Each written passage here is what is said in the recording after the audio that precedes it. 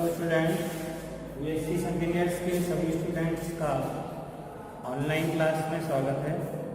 जैसा कि आप सब जानते हैं, कोविड-19 की वजह से संपूर्ण देश में ऑफलाइन क्लासेस फिलहाल स्थगित की गई हैं और अभी कब स्टार्ट होंगी इसका कोई अता पता नहीं है। तो इसलिए सभी जगह जैसे आप जानते हैं ऑनलाइन क्लासेस चल रही हैं। तो हमारे यहाँ भी भगवती कॉलेज में ऑनलाइन क्लासेस स्टार्ट हो गई हैं। आज से हम बीएससी सेकेंड ईयर का सिलेबस स्टार्ट कर रहे हैं, लेकिन सिलेबस स्टार्ट करने से पहले आप सभी स्टूडेंट से विनम्र निवेदन है आपके खुद के सुनहरे भविष्य के लिए कि किसी भी क्लास को अवॉइड ना करें। जो भी क्लासेस रेगुलर आपको भेजी जा रही है उनको निरंतर रूप से देखते रहें। हर क्लास को अच्छे से समझ के, सीख के और सुने ध्यान से। इसके अलावा जो भी बोर्ड पे लिखाया जा रहा है या समझाया जा रहा है उसे अपनी रफ कॉपी में नोट भी करें।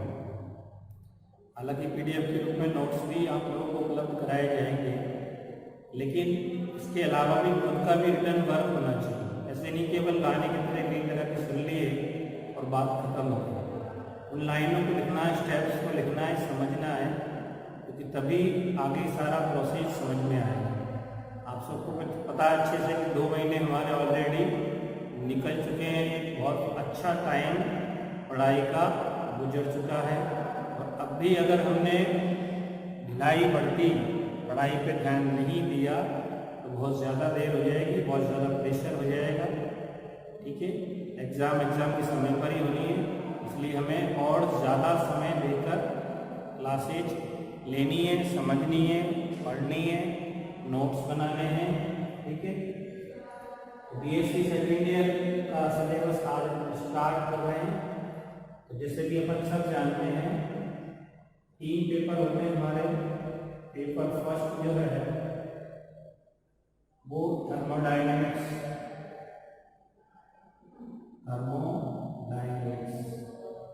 And statics.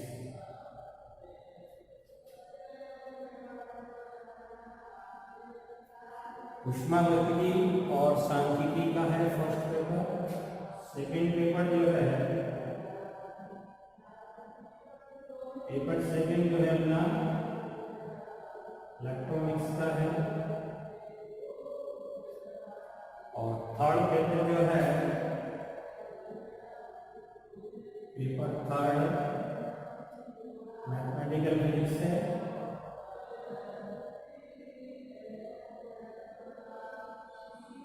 तो 3 पेपर हमारे यहाँ पे हैं। First paper thermodynamics and statics, second paper electronics और थर्ड पेपर है मैथमेटिकल फिजिक्स का। ठीक है, तो तीनों पेपर से पहले सिलेबस जैसे होता था वैसे ही फर्स्ट ईयर में था, वैसे ही सेकेंड ईयर में है। 450 नंबर के पेपर होते हैं तीनों। तो आज अपन स्टार्ट करने जा रहे हैं फर्स्ट पेपर। तो फर्स्ट पेपर हमारा क्या है? थर्मोडायनेमिक्स एंड स्टैटिक्स, ऊष्मागतिकी और सांख्यिकी। ऊष्मागतिकी एवं सांख्यिकी। ठीक है, तो पहला पेपर जो है सबसे अच्छा पेपर है, लेकिन इसको बड़े ध्यान से समझना होगा। थोड़ा सा कठिन भी है, इसलिए एक लाइन स्टेप्स को क्योंकि नए शब्द आएंगे इसमें फर्स्ट ईयर की तुलना में सेकेंड ईयर थोड़ा ज़्यादा कठिन होती है, इसलिए ढिलाई नहीं बरतनी है। और चूँकि ये अच्छे से जानते हो कोरोना में और ज़्यादा डिस्टर्बेंस हुआ है काफ़ी सारा पढ़ाई का, तो सीरियसली लेना है। अगर नहीं लोगे तो बहुत बड़ा नुकसान उठाना पड़ सकता है आप लोगों को, तो इसलिए हमें ध्यान से समझना है। क्योंकि ऑलरेडी हम देख चुके हैं यूनिट फर्स्ट जो है हमारी पेपर फर्स्ट की यूनिट फर्स्ट स्टार्ट करेंगे। यूनिट फर्स्ट का नाम है स्थूल निकायों में स्थूल निकाय ऊष्मीय एवं रुद्धोष्म अन्योन्य क्रियाएं।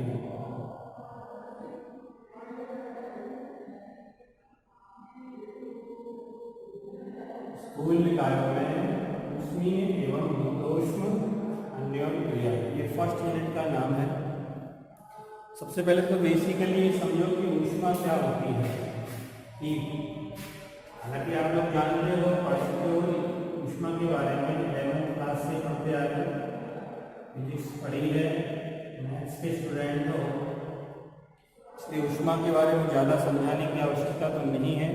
लेकिन फिर भी क्योंकि पूरा चैप्टर, पूरी बुक थर्मोडायनेमिक्स की है, तो इसलिए हमें ऊष्मा के बारे में समझाना पड़ेगा। ऊष्मा की जो बेसिक थ्योरी है उसे समझने की कोशिश कीजिए। ऊष्मा जो है एक्चुअल में इसको बहुत समय पहले, अपनी 18वीं सदी के पहले, इसको एक तरल पदार्थ माना जाता था जिसका नाम था कैलोरिक। इस तरल पदार्थ का नाम था कैलोरिक और इसीलिए ऊष्मा का मात्रक कैलोरी इस्तेमाल करते हैं। तो कैलोरिक ऊष्मा को कहा जाता है। तरल पदार्थ क्यों मानते हैं? क्योंकि जनरली अपन नोट करते हैं इस चीज को कि हीट जो है, ऊष्मा उच्च ताप वाली वस्तु से हमेशा निम्न ताप वाली वस्तु की ओर ट्रांसफर होती है, स्थानांतरित होती है या चलती है। तो चलने का काम एक्चुअल में लिक्विड का होता है, द्रव या गैस, तरल पदार्थों का होता है।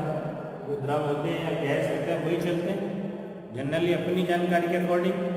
और हीट भी चल रही है। अपन एक गर्म वस्तु के संपर्क में ठंडी वस्तु को रखते हैं तो गर्म वस्तु से ऊष्मा आ जाएगी ठंडी की ओर। जैसे हमने गर्म पानी में हाथ दे दिए तो जलेंगे, क्योंकि उसकी हीट हमारे बॉडी में प्रवेश करेगी। उसका टेम्परेचर ज़्यादा है, हमारा टेम्परेचर कम है। सर्दियों में ठंड क्यों लगती है? क्योंकि बाहर का टेम्परेचर कम है, बॉडी का टेम्परेचर ज़्यादा है, तो हमारी हीट निकलती है। और हीट जब निकलेगी तो हमें ठंड का अनुभव होगा, टेम्परेचर घटता जाएगा, एनर्जी घटती जाएगी। तो शुरू में हीट को तरल पदार्थ मानते थे क्योंकि वो स्थानांतरित होता है, तरल की तरह बहता है, प्रवाहित होता है, इसलिए। ठीक है, इसका नाम था कैलोरी। लेकिन बाद में कई सारे प्रयोग हुए जिनसे ये सिद्ध हुआ कि कोई तरल पदार्थ नहीं। जैसे कुछ एग्जाम्पल मैं बता रहा हूँ, सकते दोनों हाथ सेम टेम्परेचर के हैं, इनको जोर जोर से रगड़ें तो बहुत ज़्यादा गर्म हो जाएंगे, ठीक है नहीं? तो गर्म कैसे हुए? गर्म होने का मतलब हीट उत्पन्न हुई, ऊष्मा उत्पन्न हुई, तो वो कहाँ से आई? दोनों का टेम्परेचर सेम है, ना इसके पास ज़्यादा ऊष्मा है ना इसके पास ज़्यादा ऊष्मा है, दोनों के पास सेम है, सेम टेम्परेचर है, सेम ऊष्मा है। तो फिर ट्रांसफर किसकी किससे हुई? तो पैदा हुई अपने आप। इसका मतलब घर्षण से अनलिमिटेड ऊष्मा उत्पन्न की जा सकती है। रगड़ते जाओ बहुत ज़्यादा गर्म हो जाएंगे, हाथ जलने लग जाएंगे, कितने गर्म हो सकते हैं। सर्दियों में इसलिए हम अपने हाथों को रगड़ते रहते हैं ठंड से बचने के लिए।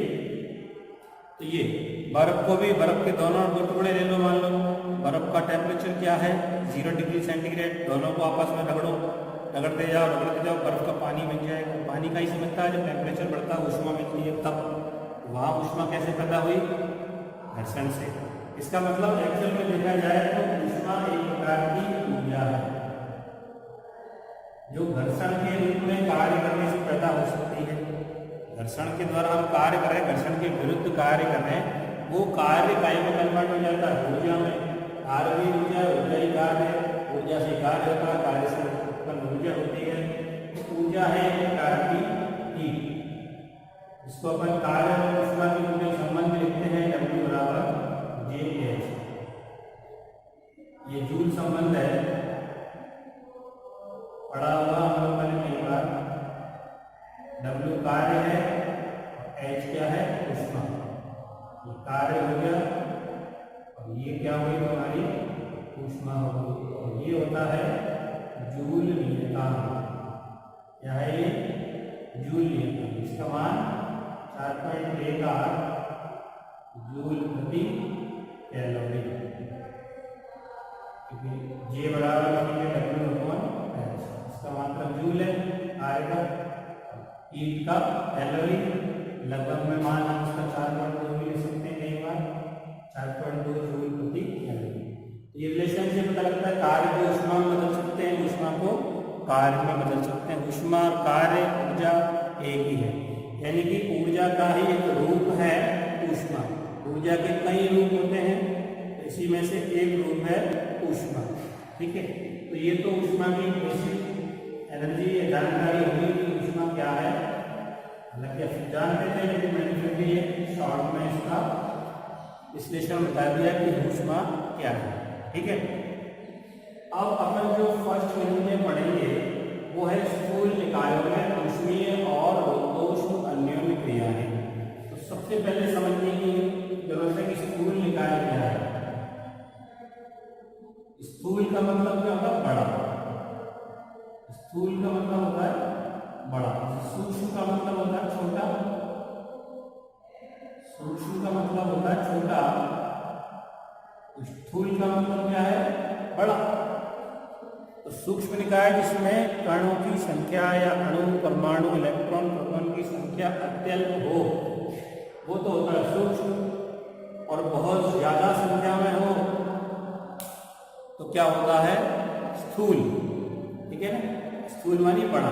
तो ऐसा कोई निकाय, निकाय तो हम जानते ही हैं, निकाय किसे कहते हैं? कण, अणु, परमाणु का समूह जिसका हम अध्ययन कर रहे हैं, वो समूह क्या कहलाता है? निकाय कहलाता है। अगर वो समूह बहुत बड़ा है, मतलब उसमें अणुओं की संख्या, या जैसे मान लो किसी पात्र में गैस भरी हुई है, तो गैस के अणु अनलिमिटेड मात्रा में है, बहुत ज़्यादा संख्या में है, बृहद संख्या में है। अणु, कण, परमाणु, इलेक्ट्रॉन, प्रोटॉन, कुछ भी जिसका हम अध्ययन कर रहे हैं, उनकी संख्या अगर बहुत ज़्यादा है तो उसको, उस निकाय को हम क्या बोलेंगे? स्थूल निकाय। जैसे इस कमरे की बात कर रहे हैं, पूरा कमरा, तो पूरा कमरा भी एक स्थूल निकाय है। एक छोटा सा पात्र ले लें जिसमें गैस भरी है, तो सूक्ष्म निकाय हो गया। और उसकी तुलना में ये कमरे के अंदर जो गैस उपस्थित है, जो वायु उपस्थित है, वायु के अणु, परमाणु उपस्थित हैं, उनकी संख्या बहुत ज़्यादा है। और बहुत ज़्यादा संख्या में जो परमाणु अणु उपस्थित होते हैं, तो उस निकाय को हम क्या बोलते हैं? स्थूल निकाय। ठीक है, तो स्थूल निकाय का समझ में आ गया। स्थूल मानी बहुत ज़्यादा संख्या में अणु, परमाणुओं का समूह स्थूल निकाय है। अब इसके बाद इसकी बात करें अन्योन्य क्रियाएं की, इनको तो बाद में डिस्कस करेंगे। पहले तो जो मीनिंग शब्द है अन्योन्य क्रियाएं, तो अन्योन्य क्रिया का मतलब क्या होता है? अन्य का मतलब एक। अन्योन्य क्रिया हमेशा दो के बीच में होती है, अकेली कोई रिएक्शन होती ही नहीं। कभी किसी एक पे कोई रिएक्शन होती ही नहीं, एक दूसरे पे करता है या दूसरा पहले पे करता है, उसको अन्योन्य क्रिया कहते हैं। जैसे अन्योन्य क्रिया मन पड़े हुए ना तुमने, न्यूटन का थर्ड लॉ है, क्रिया प्रतिक्रिया रूल। एक वस्तु दूसरी पे क्रिया बल लगाती है, दूसरी उतने ही परिमाण का प्रतिक्रिया बल लगाती है। अन्योन्य क्रिया बल वो भी एक दूसरे पे जो होता है। तो यहाँ पे अन्योन्य क्रिया का मतलब क्रिया किस रूप में होगी? एनर्जी के ट्रांजेक्शन के रूप में। क्रिया किस रूप में होगी? एनर्जी के ट्रांजेक्शन के रूप में। वहाँ भी अन्योन्य क्रिया वही है, बल लग रहा है, एनर्जी मिल रही है, या ट्रांजेक्शन हो रहा है किसी भी चीज़ का, वो क्या है? अन्योन्य क्रिया। अब आप लोगों के मेरे के बीच में भी अन्योन्य क्रिया हो रही है। मैं आपको उपलब्ध करा रहा हूँ चैप्टर का, टॉपिक का ज्ञान, आप उसको सीख रहे हैं, समझ रहे हैं, ये भी अन्योन्य क्रिया ही है। तो अन्योन्य क्रिया का मतलब आदान प्रदान कर सकते हैं एनर्जी का, ऊर्जा का आदान प्रदान। क्योंकि हीट के बारे में बात कर रहे हैं तो एनर्जी का ही आदान प्रदान की बात करेंगे। हीट क्या है? एनर्जी तो है, तो वो अन्योन्य क्रिया कहलाती है। तो इस यूनिट में हम पढ़ेंगे स्थूल निकायों में ऊष्मीय और रुद्धोष्म अन्योन्य क्रियाएं। तो किस तरह से अन्योन्य क्रियाओं का एक्सप्लेन करेंगे वो ठीक से ध्यान से समझिए। तो दो निकायों का होना जरूरी है। सबसे पहली चीज, अन्योन्य क्रियाओं को होने के लिए दो निकायों का होना परम आवश्यक है। और संपर्क में होना चाहिए, उनका संपर्क होना चाहिए, तभी तो एक्सचेंज होगा। तुम्हारा किसी व्यक्ति से संपर्क है, अभी तो तुम उससे लेन देन कर सकते हो कि नहीं? बिना संपर्क के थोड़ी लेन देन कर सकते किसी को कुछ भी दे दो जबरदस्ती, बिना जाने पहचाने थोड़ी कर सकते हो। तुम्हारा किसी के साथ संपर्क है, तुम्हारे माँ बाप के साथ संपर्क है, तुमसे ले सकते हो, दे सकते हो। तो ऐसे ही दो निकायों की आवश्यकता पड़ेगी जो परस्पर संपर्क में हो। यहाँ मैंने चित्र दिखाया, दो निकाय है, एक निकाय ए और दूसरे का क्या नाम हो गया, ए डैश। तो दोनों स्थूल निकाय हो गए, बड़े निकाय। इसमें भी बृहद संख्या में अणु, परमाणु, इलेक्ट्रॉन, प्रोटॉन एक्सेट्रा है, और इसमें भी बहुत बड़ी संख्या में। दोनों को मिला के जो कंप्लीट निकाय कहलाएगा उसको हम बोलेंगे संयुक्त निकाय। क्या बोलेंगे उसको?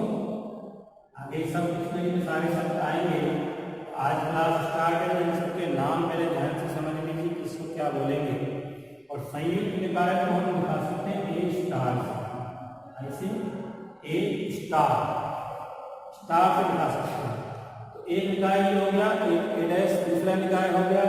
दोनों आपस में संपर्क में हैं। संपर्क में होने का मतलब इनके बीच में एनर्जी का आदान प्रदान संभव है, अन्योन्य क्रिया ये दोनों कर सकते हैं, वो संपर्क है। और दोनों को मिला के क्या कहलाता है, संयुक्त निकाय ए स्टार। और यहाँ पे जो संयुक्त निकाय है ऐसा माना जाएगा विलगित निकाय, ऐसा माना जाएगा विलगित। विलगित का समझते हो नहीं? विलगित मतलब होता है अलग सबसे, मतलब इन दोनों के अलावा इसके आसपास कोई तीसरा निकाय उपस्थित नहीं होना चाहिए। मतलब किसी तीसरे के साथ कोई कांटेक्ट नहीं, कोई संपर्क नहीं, मतलब तीसरे के साथ कोई एनर्जी का आदान प्रदान या कोई अन्योन्य क्रिया संभव नहीं होनी चाहिए। ये दो हो, ये दोनों ही आपस में एक्सचेंज कर पाए, इनके बीच में ही अन्योन्य क्रिया हो, तीसरे का कोई रोल नहीं होना चाहिए। तो फिर ये निकाय कहलाता है विलगित निकाय। विलगित का अर्थ है कोई तीसरा उसके आसपास उपस्थित नहीं होना चाहिए। तो वो तो दोनों को मिला के क्या बनेंगे, संयुक्त निकाय, जो कैसा होता है विलगित निकाय। और विलगित निकाय की जो एनर्जी होती है, कुल ऊर्जा, विलगित निकाय की कुल ऊर्जा सदैव क्या होती है, संरक्षित। विलगित निकाय की कुल ऊर्जा क्या होती है, संरक्षित होती है। संरक्षित तो समझते ही हो, यानी इस पूरे निकाय की ऊर्जाओं का योग, इसकी ऊर्जा और इसकी ऊर्जा का कुल योग हमेशा नियत रहेगा। यानी अन्योन्य क्रिया से पहले और अन्योन्य क्रिया के बाद कुल ऊर्जा क्या होनी चाहिए, नियत रहनी चाहिए। नियत रहना ही क्या है, संरक्षण है, संरक्षित है। उसको अपन कुल ऊर्जा निकाय, विलगित निकाय की कुल ऊर्जा हमेशा क्या होगी, संरक्षित होगी। संरक्षित माने नियत रहनी चाहिए। ठीक है भाई, आदान प्रदान होगा तो एक की घटेगी, दूसरे की बढ़ेगी, लेकिन टोटल मान तो क्या रहेगा, नियत। शुरू में मान लो एक व्यक्ति के पास 50 रुपया है, दूसरे के पास 100 रुपया है, टोटल मान क्या है 150। अब विनिमय इनके बीच में ही होना है, चाहे 100 वाला 50 वाले को दे दे, चाहे 50 वाला 100 वाले को दे दे, टोटल मान तो 150 रहेगा। 50 वाले मान लो 10 रुपये दे दिए उसको, उसके पास 110 हो गए, इसके पास 40 हो गए, अब भी टोटल तो क्या है 150। इसको कहते हैं संरक्षण। तो ऐसे ही इसमें भी होगा, विलगित निकाय है, तीसरा कोई लूटने वाला है नहीं, इनके बीच में ही आदान प्रदान होना है। कुल मान क्या रहेगा, नियत, यानी कि संरक्षण। मान लो ए निकाय की ऊर्जा क्या है, ई, माना ए निकाय की ऊर्जा ए, ई मान लीजिए, और ए डैश निकाय की ऊर्जा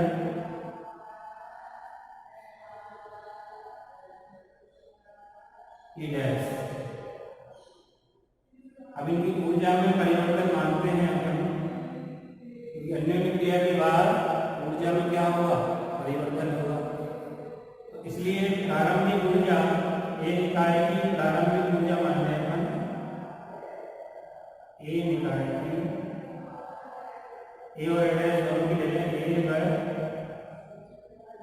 डैश निकाय की प्रारंभिक ऊर्जा है। बाद की ऊर्जा की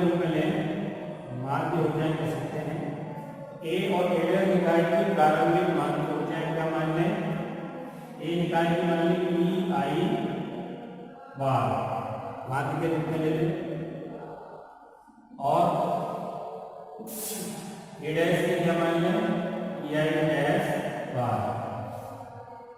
ठीक है, आई का मतलब इनिशियल,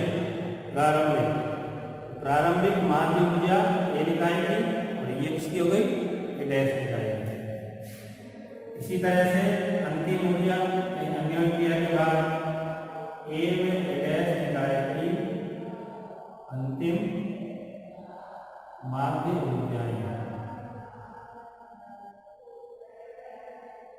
अंतिम का मतलब फाइनल, इसको अपन लिख सकते हैं ई एफ बार एवं ई एफ डैश बार। ठीक है, एफ का मतलब क्या हो गया, फाइनल, आई का मतलब इनिशियल प्रारंभिक, एफ का मतलब फाइनल अंतिम। तो चूंकि विलगित निकाय है इसीलिए कुल ऊर्जा क्या होनी चाहिए, नियत होनी चाहिए, यानी अन्योन्य क्रिया से पूर्व और अन्योन्य क्रिया के बाद। ऊर्जा संरक्षण को अगर अपन यहाँ पे अप्लाई करते हैं तो ऊर्जा संरक्षण के अकॉर्डिंग अन्योन्य क्रिया से पहले कुल ऊर्जा और अन्योन्य क्रिया के बाद कुल ऊर्जा क्या होनी चाहिए, नियत होनी चाहिए। अन्योन्य क्रिया से पहले क्या लिखेंगे, ये निकायेगी E I bar, A dash निकायेगी E I dash bar equal to बाद की ऊर्जा E F bar plus E F dash. A निकाय की अन्य क्रिया से पूर्व हो गई, दोनों की संयुक्त निकाय की, ए की और ए डैश की जोड़ दी हमने, संयुक्त निकाय दोनों को मिलाते हैं, और ये अन्य क्रिया के बाद की कुल ऊर्जा हो गई। अब इसको अपन ऐसे लिख सकते हैं डिफरेंस के रूप में, एक जगह ले जाए उधर की तरफ दोनों, तो ई F bar minus E I बार, इसको उधर ले गए डिफरेंस में लिख दिया, प्लस ऐसे इसको भी ले जाओ E F dash bar minus E I dash bar. ठीक है, डैश वाले एक साथ ले लिए, ये एक साथ ले लिया, और दूसरी साइड में क्या बच जाएगा, जीरो। अब छायांकन कर दिया हमने उधर, एक साइड में जीरो बच गई। अब ये क्या हो गया, इसका मतलब क्या है, इसको अपन लिख सकते हैं डेल्टा ई बार, यानी ए निकाय की माध्य ऊर्जा में परिवर्तन, ए निकाय की माध्य ऊर्जा में परिवर्तन। क्या हो गया, ए निकाय की माध्य ऊर्जा में परिवर्तन प्लस इसको क्या लिख सकते हैं अपन, डेल्टा ई डैश बार और इक्वल टू जीरो है। ये क्या हो गया, ए डैश निकाय की माध्य ऊर्जा में परिवर्तन। क्या हो गया, ये ए डैश निकाय की माध्य ऊर्जा में परिवर्तन। इक्वेशन बन गया अपने पास, delta E bar plus delta E dash bar equal to क्या हो गया, जीरो हो गया, यानी ए निकाय की माध्य ऊर्जा में परिवर्तन प्लस ए डैश निकाय की माध्य ऊर्जा परिवर्तन, और इनका योग जीरो के बराबर है। तो जितना परिवर्तन इसमें होगा उतना इसमें होगा, एक में कमी होगी दूसरे में वृद्धि होगी, कमी को माइनस में ले लिया, वृद्धि को प्लस में ले लिया, जितनी माइनस उतना ही प्लस, टोटल मान क्या होना, जीरो ही होना है। कॉमन सेंस की बात है, एक को लॉस हुआ एक को प्रॉफिट हुआ, तो बराबर ये लॉस प्रॉफिट। जैसे मान लो हमने बताया 50 रुपये 100 रुपये, 100 रुपये वाले ने 20 रुपये 50 वाले को दे दिए, तो इसे 20 रुपये का लॉस, इसे 20 रुपये का प्रॉफिट। लेकिन टोटल प्लस 20 इसके लिए लिखेंगे, माइनस 20 इसके लिए लिखेंगे, प्लस 20 माइनस 20 क्या हो गया, टोटल जीरो। टोटल परिवर्तन क्या आएगा, जीरो। पूरे निकाय में परिवर्तन हुआ ही नहीं, कुल ऊर्जा में क्या है, नियत, पूरे में कोई परिवर्तन नहीं, इसके में परिवर्तन है, इसके में परिवर्तन है, टोटल परिवर्तन जीरो है। इसीलिए क्या आ रहा है relation, delta E bar plus delta E dash bar equal to zero. A निकाय की माध्य ऊर्जा में परिवर्तन और बी निकाय की ए डैश निकाय की माध्य ऊर्जा में परिवर्तन का योग जीरो है। अब इसके आधार पर हम इसमें समीकरण एक लिख सकते हैं, इसके आधार पर हम डिस्कस कर सकते हैं कि कौन कौन सी अन्य क्रियाएं हैं। तो नंबर एक जो है, पहली ऊष्मीय अन्य क्रिया,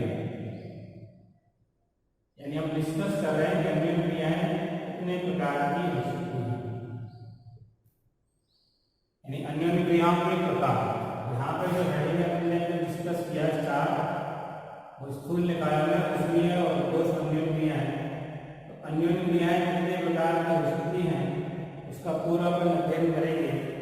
इस यूनिट में ऊष्मीय और ठोस के बारे में पढ़ना। तो मूल रूप से दो ही हैं, ऊष्मीय और एक ठोस, लेकिन इसका एक मिश्रित योग भी है जिसको अपने अगले चैप्टर में पढ़ेंगे। तो ऊष्मीय का मतलब क्या है? ये अन्योन्य क्रियाएं कब होंगी जब बाह्य प्राचार नियत है। क्या हो? बाह्य प्राचार। बाह्य प्राचार क्या क्या होते हैं? जैसे बाह्य विद्युत क्षेत्र, बाह्य चुंबकीय क्षेत्र, आयतन आदि, इन सबको हम क्या बोलेंगे? बाह्य प्राचार बोलेंगे। तो अगर बाह्य प्राचारों को नियत रखा जाए या स्थिर रखा जाए, बाह्य प्राचारों क्या रखा जाए? स्थिर। स्थिर रखने का मतलब इनमें चेंज नहीं होना चाहिए किसी प्रकार का। इसके चारों तरफ कोई बाह्य विद्युत क्षेत्र है वो कांस्टेंट रहे, चुंबकीय क्षेत्र है वो भी कांस्टेंट रहे, इनके आयतन में भी कोई परिवर्तन नहीं हो। तो ऐसी स्थिति में कार्य के रूप में तो विनिमय होगा नहीं, केवल ऊष्मा के रूप में विनिमय होगा। तो विनिमय जो होगा एक निकाय से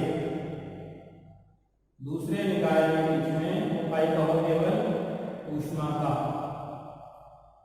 एक निकाय ए से दूसरे निकाय प्रवेश में जो विनिमय होगा वो केवल काय का होगा? ऊष्मा का। क्योंकि हमने बाह्य प्राचार क्या रखे हैं? नियत रखे हैं, इसलिए केवल ऊष्मा का विनिमय होगा। केवल जब ऊष्मा का विनिमय होगा तो कौन से प्रकार की अन्योन्य क्रिया कहलाएगी? ऊष्मीय अन्योन्य क्रिया। तो ऊष्मा के रूप में ऊर्जा का विनिमय हो रहा है, इसलिए इसको अपन कौन सी अन्योन्य क्रिया बोलेंगे? ऊष्मीय अन्योन्य क्रिया। अब इस अन्योन्य क्रिया में क्या होगा? एक निकाय की ऊष्मा दूसरे निकाय में जाएगी, यानी एक निकाय ऊष्मा उत्सर्जित करेगा, जो दे रहा वो क्या करेगा? उत्सर्जित, और जिसको दी वो क्या करेगा? अवशोषित। तो एक ऊष्मा लेगा, दूसरा ऊष्मा देगा। तो जिसकी ऊष्मा में जो ऊष्मा उत्सर्जित की उसकी ऊष्मा में कमी आ जाएगी, तो उसको अपन काय से दिखा सकते हैं? -Q से। और जिसने ऊष्मा ली मतलब उसको मिली, एब्जॉर्ब की, उसको काय से दिखाएंगे?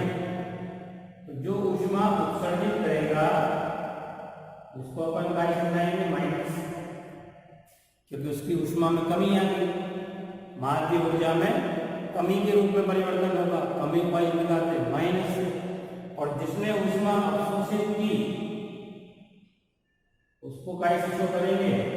+Q, क्योंकि उसकी एनर्जी में वृद्धि होगी, ऊष्मा में उसमें वृद्धि होगी, वृद्धि होगी तो +Q से शो कर सकते हैं। अब जैसे अपन ये समीकरण नंबर 1 लिखते हैं तो इसमें ए निकाय की ऊर्जा को Q मान लें। समीकरण 1 में ए निकाय की ऊर्जा क्या मान लें? Q, और ए डैश की क्या मान लें? Q dash. यानी डेल्टा ई बार का मतलब Q हो गया और डेल्टा ई डैश बार का मतलब Q डैश हो गया। तो Q + Q dash equal to क्या हो गया? 0। इस इक्वेशन में मान रखा हमने ए निकाय की मान ऊर्जा परिवर्तन Q और दूसरे ए डैश निकाय की मान ऊर्जा परिवर्तन Q डैश। तो क्या रिजल्ट निकला इसका? Q equal to -Q dash. तो क्या मतलब निकला इसका? इसका ये मतलब निकला कि एक निकाय द्वारा माइनस वाला जो है उसको क्या बोलेंगे? उत्सर्जित, प्लस वाला उसको क्या बोलेंगे? अवशोषित। तो एक निकाय द्वारा अवशोषित ऊष्मा दूसरे निकाय से उत्सर्जित ऊष्मा के बराबर रहेगी। यानी एक ने जितनी दी उतनी ही दूसरा अवशोषित करेगा। कुल ऊष्मा ऊर्जा क्या होनी चाहिए? 0 होनी चाहिए। तो ये एक प्रकार की अन्योन्य क्रिया हो गई, ऊष्मीय अन्योन्य क्रिया।